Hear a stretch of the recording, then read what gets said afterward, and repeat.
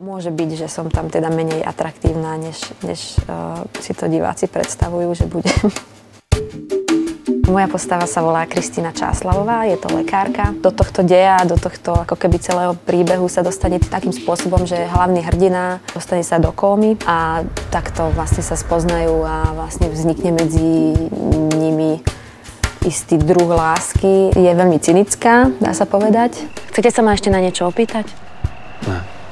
Robí tú svoju prácu veľmi, veľmi poctivo a rada a pomáha tomuto Filipovi. Ja som rada, že to takto iba zažívam cez takéto nejaké herecké postavy, ale určite by som nechcela v tej dobe žiť. Najviac a v podstate skoro iba som točila s Vaškem Neužilem.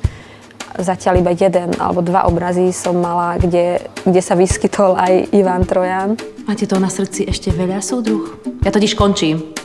Neváš, verte si ho.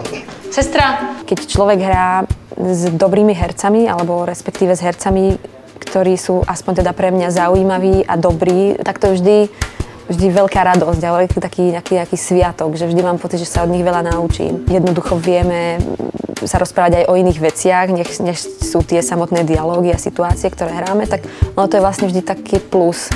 A vždy to je tá práca lepšia a zaujímavejšia, o to viac sa do tej práce vlastne teším. Ja celkovo nemocničné prostredie až tak nemám veľmi rada. Pre mňa to teda nie je nič veselé. A napriek tomu treba povedať, že zase to nebude, nemyslím si, že to bude nejaký depresívny seriál, že tam s tým, že sa tam aj mieša viac žánrov, nebude to klasická kriminálka, tak bude tam aj veľa humoru, si myslím.